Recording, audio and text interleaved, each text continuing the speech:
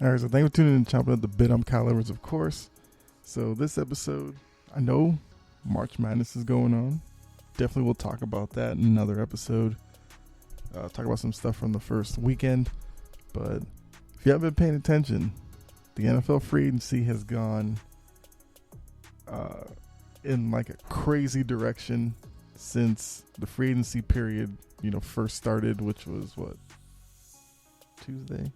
Something like that. But we're starting to see some of the bigger name players either get traded or signing somewhere else or re-signing or whatever.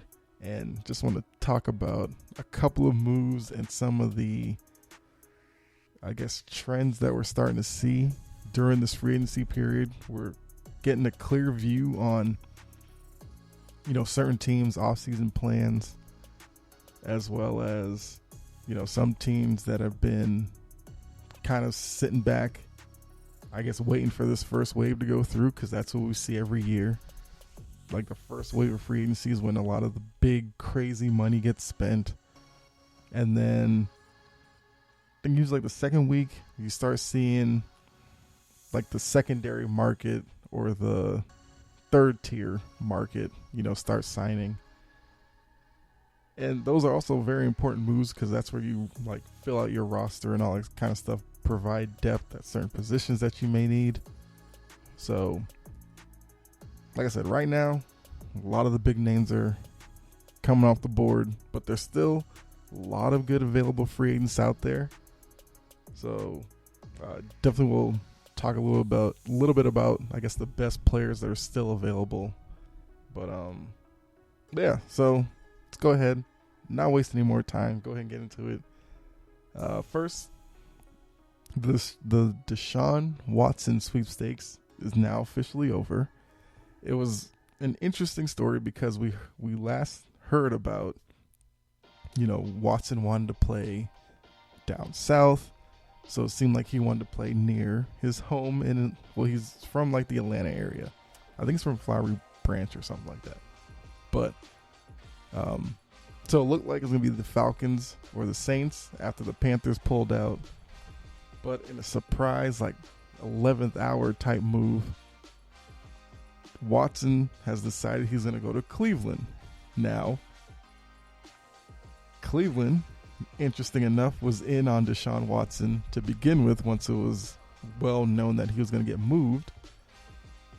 And they basically, angered, Baker Mayfield because of it. Because Baker Mayfield, like most quarterbacks would assume, thought he was the guy. Thought that he would be the one to get Cleveland to the promised land of a championship. Obviously, the ownership group there, the front office there, had different plans. They saw Deshaun Watson out there, and they decided to go full court press for him. Makes sense. Deshaun Watson is a better player than Baker Mayfield. No question about it. Only thing would be Deshaun Watson hasn't played in a couple of years, so what exactly does he look like? I mean, I'm sure he's still a great quarterback because he's still young. We also don't know what's the league going to do once he is on a roster and looking like he's going to get onto the field. Will the league impose a suspension? Who knows with the league, because their suspensions are all over the place. But I would think with something like this, it'd probably be in the maybe 4 to 8 game range. I don't know. I would lean towards 8 with, the severity of the, accusations and all that. Now, of course, he, hasn't been brought up on criminal charges for any of it, but yeah, we know with the league, it's usually about the shield and all this kind of stuff. So I would be interested to see what happens there. But so he's going to Cleveland. Now, as I said before, I am a Patriots fan through and through. I live in Atlanta now, so I do pay attention to the Falcons. Seeing what Cleveland is giving up to get Deshaun Watson, I thought it would have been ridiculous for Atlanta to do what Cleveland did, because Atlanta's not in a position where they could give up all of that draft capital because they're not a team that's close to winning. Cleveland feels like they're close. Yeah, I mean, you can debate that, whether or not you agree with that. I could see where they're coming from because they have a pretty good offense. Defensively, they have young pieces there. And I'm not mad at them for going all in for Deshaun Watson. But if you didn't hear the deal, it's Cleveland is giving up their 2022, 2023, and 2024 first-round pick. That's a big deal all in itself right there. Then you're adding on 2023 third-rounder and a 2024 fourth-rounder. And then Cleveland gets Deshaun Watson with a 2024 fifth-round pick. A lot of draft picks in there. That's 3 straight years of first-round picks that they're giving up, which I think is the max you can deal, like 3 consecutive years of, or something like that. I don't know, but I mean, on paper, if you're a Browns fan, you better hope for well, you would hope that this would put, Cleveland squarely in the discussion for a Super Bowl contender in the AFC. The interesting thing ties to this move is that the AFC has gone from, being better than the NFC was last year. Now it's potentially like an even wider gap now because other moves in free agency we saw early on. It was Russell Wilson going to Denver. So now Cleveland was probably looking at that and saying Denver just got better. And, Denver didn't have to give up too many weapons to get him. So they're looking at Denver as now a contender for a playoff spot. They must have felt like keeping Baker Mayfield. Maybe they fall back a little bit. So they hope that Deshaun Watson keeps them in the playoff consideration. So like I said, the AFC playoff picture is going to look, I don't even know right now. As we get closer to the season, of course I'll do predictions and all that, but you look at it just from the quarterback moves. You already have Josh Allen. You already have Patrick Mahomes, Justin Herbert, now Russell Wilson in Denver. You got Derek Carr with the Raiders in Vegas. Now you had Deshaun Watson in Cleveland. You have Lamar Jackson in Baltimore. You still have Tannehill in Tennessee. However you feel about him. You got Mac Jones in New England. I guess Zach Wilson, if he takes that leap in the second year. Okay, I got too ahead of myself there because it's still the Jets. Jets are still some ways off, I think, but like I said, the quality of quarterbacks in the AFC, it's there. And and Cleveland felt like they needed to make an upgrade. Not mad at it.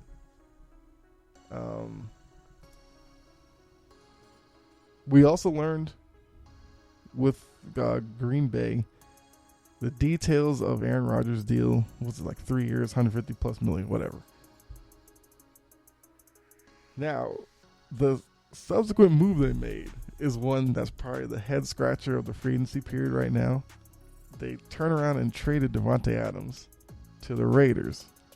So now once again, another AFC team pulling off a move to bolster their offense because the quality of offenses now, especially in the AFC West, where the Raiders, were probably going into this year thinking they could be maybe the second best team in that division, possibly challenge the Chiefs for the best team. Now once you throw in Russell Wilson into Denver, the Raiders knew they couldn't stand pat because if they did, maybe Denver leaps over them now.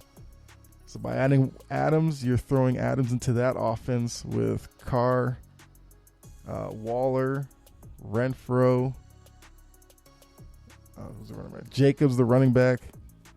and McDaniel's coming in, bringing his offensive philosophy. That could be a very scary team next year. And one thing I didn't know, I honestly did not know Davante Adams and I guess Carr were really that close. Had no idea. I think they said Davante Adams went to Fresno State with them. Honestly, could not remember that. But that's another great move for them.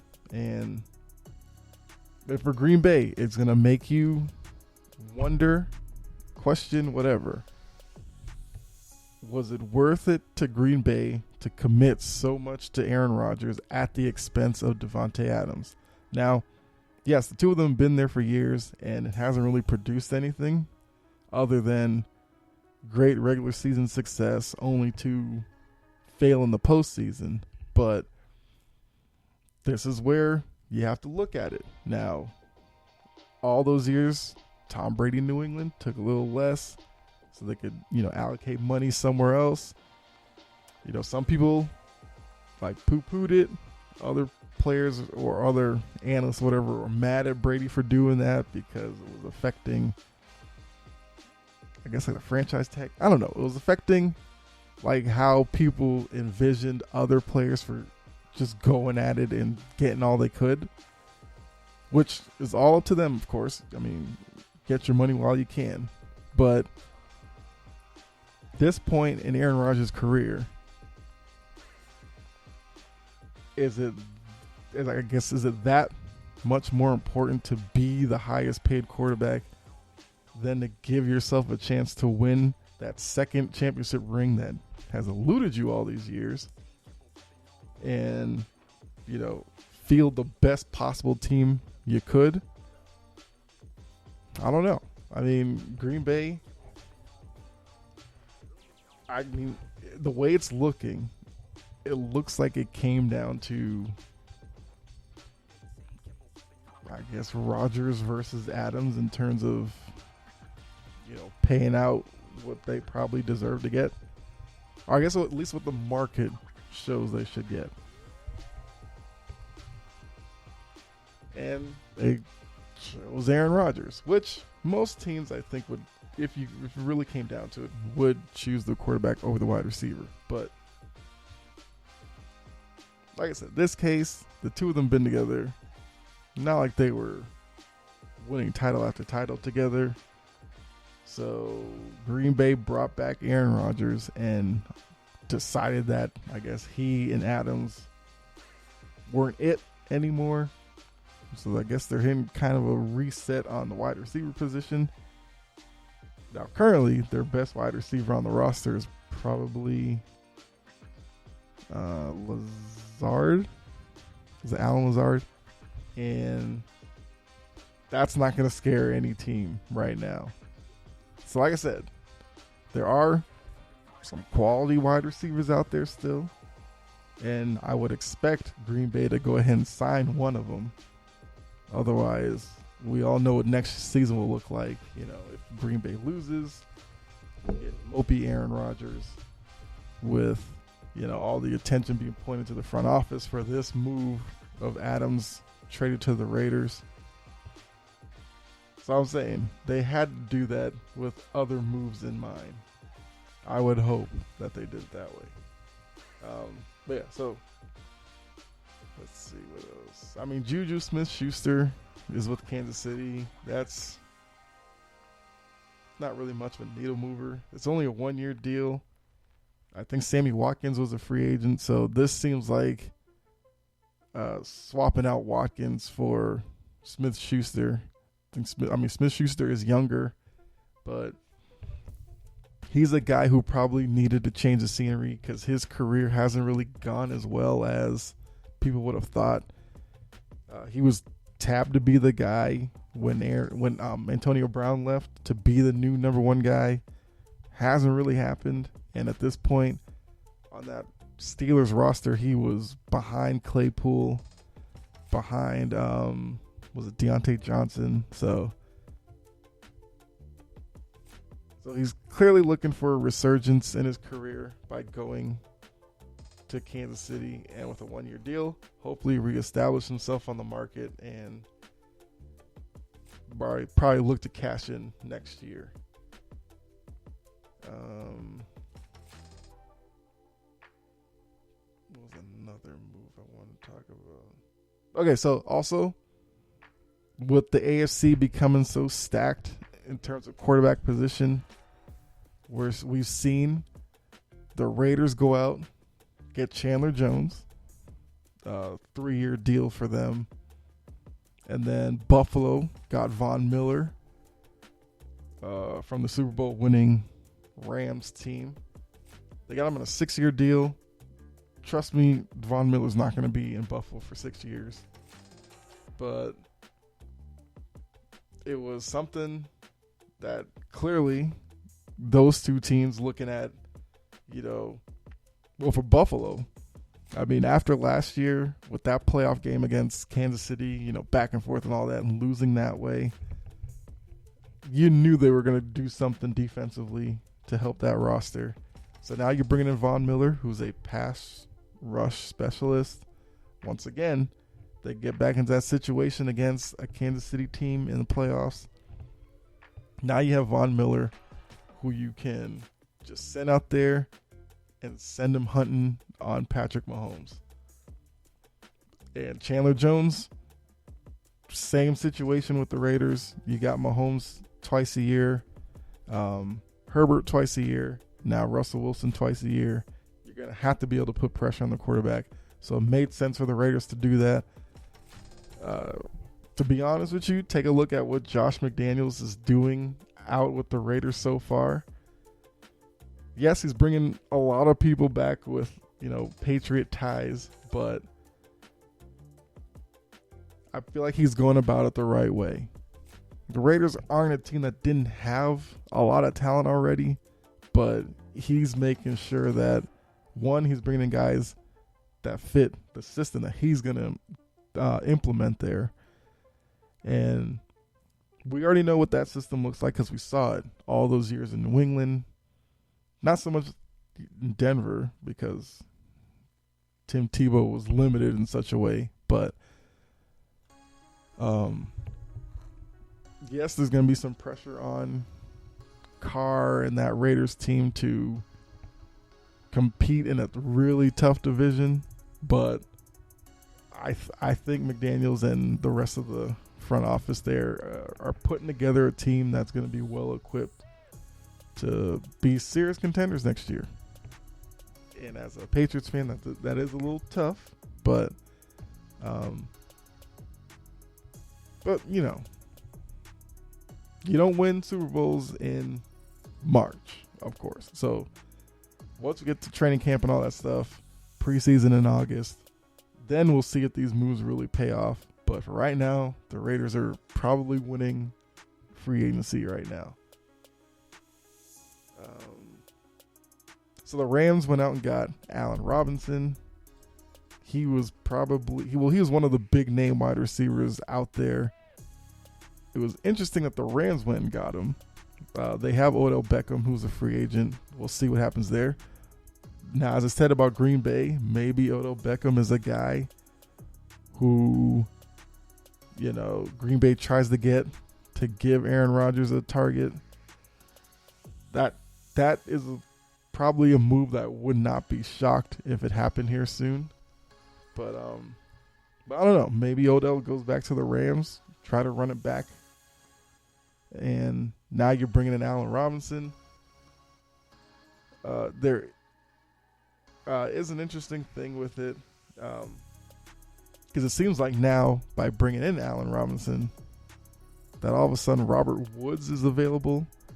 Now, I know he was hurt last year, but it seemed like with Kupp, who I didn't mention with Beckham possibly going back there. So now you have Robinson, you have Kupp there, you have Woods, although it seems like Woods will be the guy who's on the way out now. And if that is true, then Robert Woods would be a guy who's going to get a lot of attention because, he's a good downfield threat. He's an outside receiver, which a lot of teams could use. I mean, if Robert Woods was available, I would not mind seeing New England go after him. Just saying. But the Rams clearly aren't sitting back and, sitting on that title. They're trying to reload at wide receiver. I think those are like the biggest moves so far, but yeah. So the Deshaun Watson thing was just crazy to me. Devontae Adams, crazy. But yeah, so I did want to talk real quickly. Watching all these moves happen, once again, as a Patriots fan, has been a little, I don't know what word to use, but it's been a little tough not seeing New England get involved. But, they did so much last year, and sure, some of those moves haven't worked out yet. There's still a lot of uncertainty with the coaching staff in New England, which I think that probably needs to be figured out as well. But clearly, New England's going to sit back, wait for the secondary market to try to find, bargain deals and all that kind of stuff. And I know that some Patriot fans are getting really impatient with it, but I guess I'm okay with the stance right now. And like I said, there are still plenty of free agents out there. Trying to see a list. Like I said, there's Odell Beckham. Well, they don't really know quarterback, but Odell Beckham, Robert Woods, if he's available, is going to be a prize. I would like to see them bring in probably a linebacker or two. They're looking to re-sign Juwan Bentley, which, that doesn't move the needle, but I think he would he at least gives you a run stopper, which is needed. But yeah, free agency is far from done, and I'm anxiously waiting around to see what else happens. And okay, so I just found a list here. So, another move I want to talk about real quickly. So Julio Jones was released by Tennessee. Now, Julio Jones is the guy who I've been saying for a few years. It's kind of on his last legs. His last few years in Atlanta weren't that great. His 1 year in Tennessee, pretty forgettable. He's, mid-30s now, I think. And I'm not saying he's going to be completely done, because I could see Tampa Bay reaching out to him, or would the Rams do it? I don't know. Cardinals? So I'm sure he's going to get a 1 year deal somewhere, but he highlights class of free agents that are available still. And there's some pretty big names on here. Tyrann Mathieu, the Honey Badger, free agent. I think a lot of these guys are 30 and over now. But this is probably the market where New England might be waiting out to see with some of these guys. If they can't find the deal that out there that they're looking for, maybe they fall back to a team like New England who could give them something. I think that's what they're saying. A lot of agents and stuff have said, New England's told them if their client can't get, I guess, big money out there and need somewhere to play, to give New England a call. And I think a lot of teams are going to be in that boat right now. Like I said, Tyrann Mathieu's out there, Jadeveon Clowney, although I'm not a big Clowney fan. He doesn't for me, he's a guy who doesn't seem like he's available most of the time. And when he's out in the field, he's kind of forgettable a lot of the time. You forget he's out there. He's an interesting guy because coming in out of South Carolina, he was seen as like the next big deal. Hasn't really panned out. Trent Brown is out there as a big tackle. I mean, he's like 6'8" or something. So teams with offensive line issues, looking at you, Cincinnati. Lyle Collins from Dallas is also out there. So Brown or Collins, I would figure the Bengals would be calling one of them because that's going to be big for Joe Burrow. Upgrade that offensive line. You got Steph Gilmore at the cornerback position.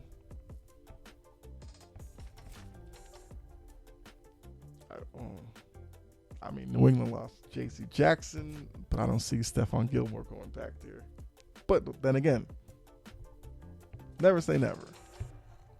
But he's the guy getting up there now. He's at 31 for cornerback. That's rough waters there.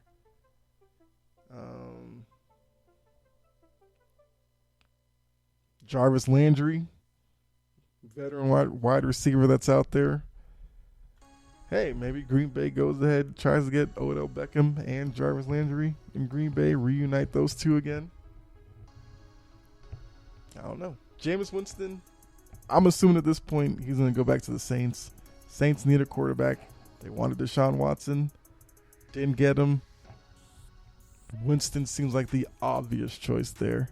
They did say, I think it was last night or yesterday, that the Taysom Hill experiment at quarterback is over apparently, which, thank you whoever in the Saints organization realized that.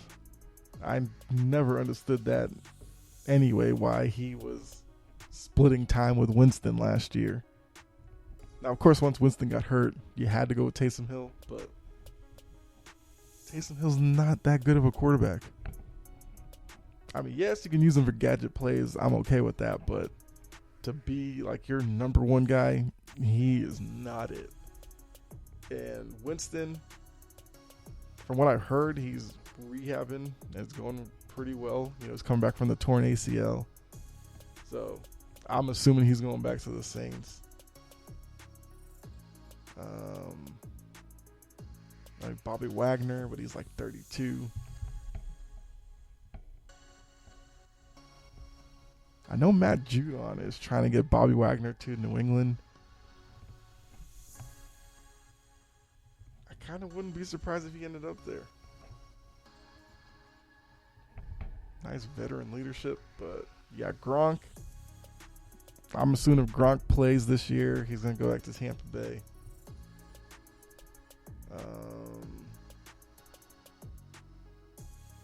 But yeah, there are still some interesting names out there. So obviously free agency is not over. So if any other big names happen to sign, of course I will, come on here and give you my thoughts on it. But like I said, so far I like what the Raiders are doing.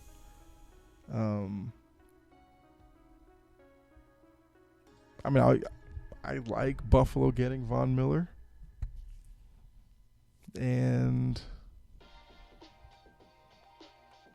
Cleveland getting Deshaun Watson is going to be interesting for me.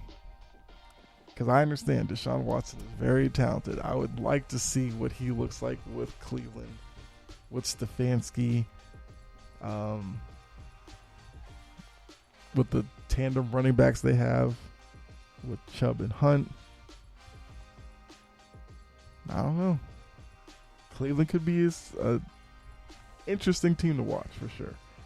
So definitely let me know what you think about free agency so far.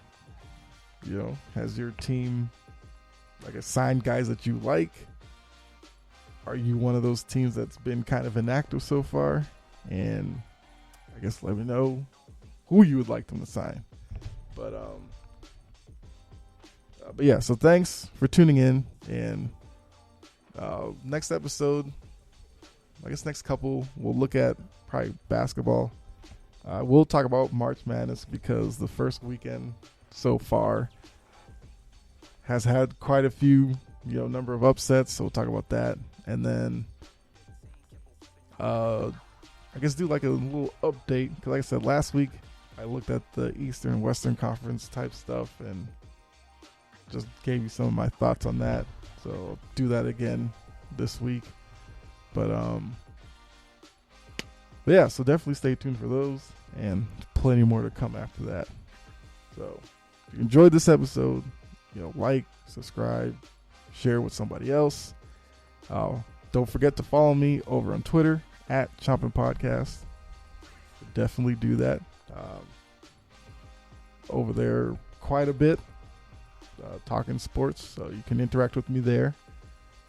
If you, I guess, are on Good Pods, as I said a few weeks ago, all the episodes are now up there as well, so check me out over there. But yeah, so as I say all the time, be safe out there. God bless, and I'll catch you in the next episode. All right, I'm out. Have a good one.